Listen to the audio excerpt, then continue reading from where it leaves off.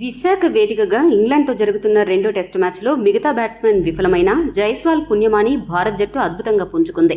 దీంతో విశాఖ మైదానంలో మొదటి రోజే ఆధిపత్యాన్ని సాధించింది. ముఖ్యంగా జైస్వాల్ జైహో అంటూ సెంచరీతో చెలరేగడంతో టీమిండియా స్కోరు అదరహో అంటూ మొదటి రోజే 300 మార్కు దాటి దూసుకెళ్లింది. మిగతా టీమిండియా బ్యాట్స్మెన్ విఫలమవుతున్న పిచ్పై జైస్వాల్ సూపర్ హీరో ఇన్నింగ్స్ ఆడి దుమ్ములేపాడు. ట్రెడిషనల్ క్రికెట్లో సెన్సేషనల్ బ్యాటింగ్ చేసి ఇంగ్లాండ్ బౌలర్కు సింహ స్వప్నంగా మారి టీమిండియాకు ఆపద్బాంధవుడి పాత్ర పోషించి టీమిండియా పరువు కాపాడాడు.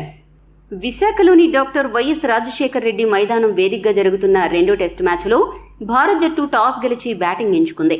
భారత్ జట్టు కెప్టెన్ రోహిత్ శర్మ జట్టులో స్వల్ప మార్పులు చేసినట్లు తెలుపుతూనే హైదరాబాద్ టెస్టు మ్యాచ్లో చేసిన తప్పుల నుంచి తాము ఎటువంటి పాఠాలు నేర్చుకున్నది, ఎలాంటి ప్రణాళికలు సిద్ధం చేసింది చెప్పుకొచ్చాడు. అనంతరం ఇన్నింగ్స్ ప్రారంభించిన భారత్ జట్టుకు ఓపెనర్లు రోహిత్ శర్మ, యశస్వి జైస్వాల్ ఇద్దరూ నెమ్మదిగా ఆడుతూ పర్వాలేదనిపించే ఆరంభాన్ని ఇచ్చారు.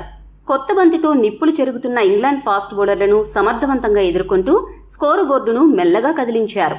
అంతా సజావుగా సాగుతుంది అనుకుంటున్న సమయంలో భారత్ జట్టు స్కోరు 40 పరుగుల వద్ద ఉండగా England spin bowler Shoaib Bashir super stroke ఇచ్చాడు.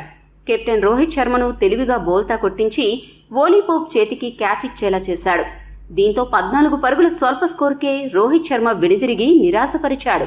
అనంతరం క్రీజులోకి వచ్చిన శుభ్మన్ గిల్ మరో ఓపెనింగ్ బ్యాట్స్మెన్ యశస్వి జైస్వాల్కు అండగా నిలువగా వీరిద్దరూ కలిసి ఒక్కో పరుగును జత చేసుకుంటూ పోయారు. వీరిద్దరూ ఎక్కడా అనవసర తప్పిదాలు చేయకుండా చాలా సంయమనంతో బ్యాటింగ్ చేస్తూ ఇంగ్లాండ్ బౌలర్లకు విసుగు తెప్పించారు. భారత్ జట్టు స్కోరు 100 పరుగులకు చేరువవుతున్న సమయంలో అనుభవజ్ఞుడైన England bowler James Anderson Bharat జట్టును మరో దెబ్బతీశాడు. మొదటి మ్యాచ్లో 2 ఇన్నింగ్స్లోనూ విఫలమైన గిల్ ఈ మ్యాచ్లో నిలదొక్కున్నాడు అని అనుకుంటుండగానే అతని వికెట్ తీసి టీమిండియాకు షాక్ ఇచ్చాడు. జేమ్స్ అండర్సన్ వేసిన బంతిని సరిగ్గా అంచనా వేయలేకపోయిన గిల్ ఫోక్స్కు క్యాచ్ ఇచ్చాడు. దీంతో జట్టు స్కోరు 89 పరుగుల వద్ద ఉండగా భారత్ జట్టు రెండో వికెట్ కోల్పోయింది. గిల్ 46 బంతులను ఎదుర్కొని 34 పరుగులు చేశాడు. ఆ తర్వాత క్రీజులోకి వచ్చిన శ్రేయస్ అయ్యర్ 27 పరుగులు, ఈ మ్యాచ్లో అరంగేట్రం చేసిన పాటీదార్ 32 పరుగులు, అక్షర్ పటేల్ 27 పరుగులు చేసి పెవిలియన్ చేరారు. ఈ రోజు టీమిండియా బ్యాటింగ్ ఆర్డర్లో 3, 4, 5, 6వ స్థానంలో వచ్చిన బ్యాట్స్మెన్ అందరూ 25 నుండి 35 పరుగుల మధ్య అవుట్ అయ్యారు. టెస్టు క్రికెట్ చరిత్రలో ఎప్పుడూ ఇలా జరగకపోవడం గమనార్హం. ఒక పక్క వికెట్లు పడుతున్నా మరో పక్క జైస్వాల్ మాత్రం చాలా ఓర్పుగా బ్యాటింగ్ చేశాడు. ఎక్కడా తొందరపడకుండా షాట్ల ఎంపిక విషయంలో చాలా జాగ్రత్తగా వ్యవహరిస్తూ మెల్లగా వ్యక్తిగత స్కోరును పెంచుకుంటూనే జట్టు స్కోరును కూడా పెంచాడు. విశాఖ వేదికను చిరస్మరణీయం చేసుకుంటూ ఒక భారీ 6తో సెంచరీ మార్క్ అందుకున్నాడు. అంతర్జాతీయ టెస్టు క్రికెట్లో జైస్వాల్కు ఇది రెండో సెంచరీ కావడం విశేషం. ఇదే క్రమంలో జైస్వాల్ అరుదైన రికార్డు తన ఖాతాలో వేసుకున్నాడు. భారత క్రికెటర్లలో 23 ఏళ్ల కంటే ముందే విదేశీ గడ్డ మీద అలానే స్వదేశంలో సెంచరీ చేసిన ఆటగాళ్ల జాబితాలో జైస్వాల్ కూడా చోటు సంపాదించాడు. జైస్వాల్ కంటే ముందు రవిశాస్త్రి, సచిన్, వినోద్ కాంబ్లీ ఈ ఘనత సాధించారు. ఇక్కడ గమనించవలసిన విషయం ఏంటంటే ఈ 4 ఆటగాళ్లు కూడా ముంబై రంజీ ట్రోఫీ ఆడడం విశేషం. యశస్వి జైస్వాల్ సెంచరీ పూర్తయిందో లేదో శ్రేయస్ అయ్యర్ తొందరపడి టామ్ హార్ట్లీ బౌలింగ్లో బెన్ ఫోక్స్ చేతికి క్యాచ్ ఇచ్చి వెనుదిరిగాడు. శ్రేయస్ అయ్యర్ 59 బంతులాడి 27 పరుగులు చేశాడు. ఇక అక్కడి నుండి రజత్ పాటీదార్తో కలిసి జట్టు స్కోరును భారీ స్కోరు దిశగా తీసుకుని వెళ్లే ప్రయత్నం చేశాడు జైస్వాల్. వీరిద్దరూ కలిసి 4వ వికెట్కు 70 పరుగులు జోడించిన తర్వాత పాటీదార్ రెహమాన్ అహ్మద్ బౌలింగ్లో బలయ్యాడు.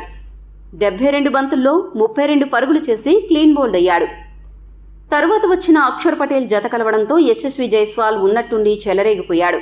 అతన్ని చూసి అక్షర్ పటేల్ కూడా రెచ్చిపోవడంతో 5వ వికెట్ భాగస్వామ్యం చాలా వేగంగా పెరుగుతూ పోయింది. ఇదే క్రమంలో యశస్వి జైస్వాల్ 150 మార్క్ అందుకున్నాడు. మరింత వేగాన్ని పెంచి భారత్ జట్టు స్కోరును 300 దాటించారు. అంతేకాదు 5వ వికెట్కు 50 పరుగుల భాగస్వామ్యం కూడా నెలకొల్పారు. ఆ వెంటనే అక్షర్ పటేల్ 51 బంతుల్లో 27 పరుగులు చేసి 5వ వికెట్గా పెవిలియన్ చేరాడు. మరో వికెట్ పడకుండానే ఇండియా మొదటి రోజు ముగిస్తుంది అని అనుకుంటుండగానే కేఎస్ భరత్ 17 పరుగులు మాత్రమే చేసి పెవిలియన్ చేరాడు. మొదటి రోజు ఆట ముగిసే సమయానికి టీమిండియా 6 వికెట్ల నష్టానికి 336 పరుగులు చేయగా జైస్వాల్ 179 పరుగులతో, అశ్విన్ 5 పరుగులతో క్రీజులో ఉన్నారు.